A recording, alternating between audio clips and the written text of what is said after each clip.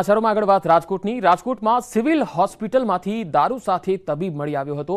આ તબીબને આરોગ્ય વિભાગના આદેશ બાદ ફરજ મુક્ત કરવામાં આવ્યો। તો ડોક્ટર સાહિલ ખોખરને ચાલુ ફરજે ક્રાઇમ બ્રાન્ચ દ્વારા દારૂ સાથે પકડી પાડવામાં આવ્યો હતો।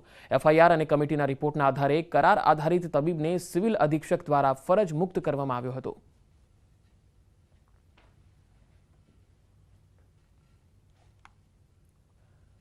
અમદાવાદના વટવામાં પત્ની તેના પ્રેમી સાથે નાસી જતા પતિએ મેરેજ એનિવર્સરીના દિવસે જ ગળે ફાંસો ખાઈને આપઘાત કરી લીધો।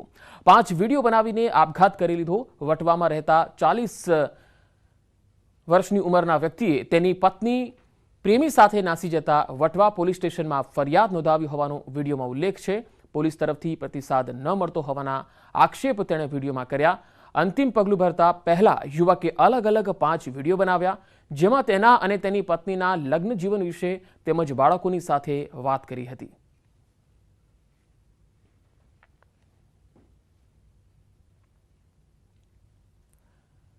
વડોદરામાં વ્હાઇટ હાઉસ લેન્ડ ગ્રેબિંગ મામલામાં 3 કર્મચારીને સસ્પેન્ડ કરાયા છે। ટાઉન પ્લાનિંગ વિભાગના કર્મચારીઓએ ફોર્મ બનાવી આપ્યું હતું। Deputy TDO Soham Patel, junior clerk Nirmal Kantharia અને ડ્રાફ્ટમેન સના તડવી હાલ જ્યુડિશિયલ કસ્ટડીમાં છે। ક્રાઇમ બ્રાન્ચે તપાસ દરમિયાન કોર્પોરેશનના ટાઉન પ્લાનિંગ વિભાગના 3 કર્મચારીઓની ધરપકડ કરી હતી। ક્રાઇમ બ્રાન્ચના રિપોર્ટ આવ્યા બાદ કર્મચારીઓને સસ્પેન્ડ કરી દેવામાં આવશે।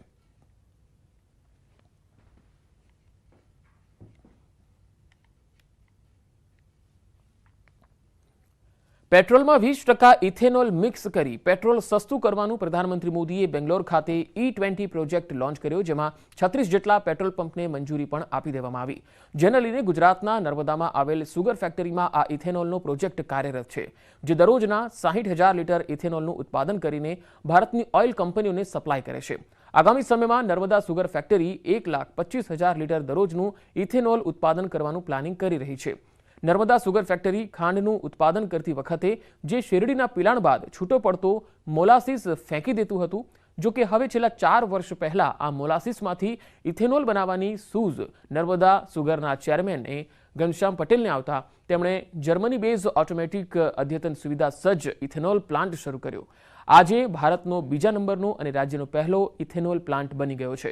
હવે મોલાસીસ નહીં પરંતુ સીધા શેરડીના રસમાંથી શુદ્ધ ઇથેનોલ બની રહ્યો છે, જે હાલ તમામ પેટ્રોલમાં 10% મિશ્રણ કરવામાં આવી રહ્યો છે।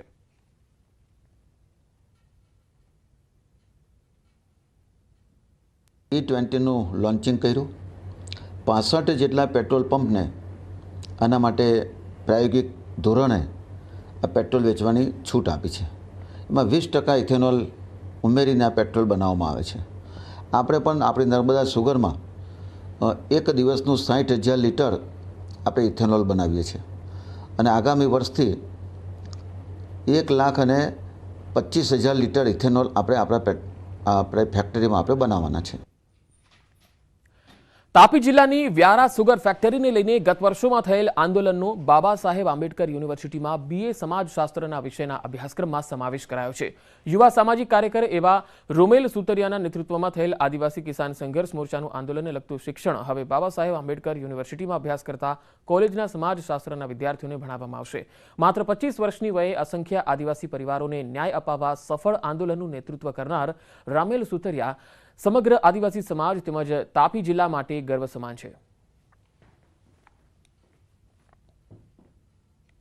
બાબા સાહેબ ઓપન યુનિવર્સિટીના જે પણ સંચાલકો જેમણે આ પુસ્તક તૈયાર કરવામાં મહત્વનો ફાળો આપ્યો છે, બાળકો પોતાના નાગરિક અધિકારો વિશે પણ શીખશે, આદિવાસીઓની પરિસ્થિતિઓ વિશે શીખશે, તેમની આર્થિક સમસ્યાઓ વિશે શીખશે।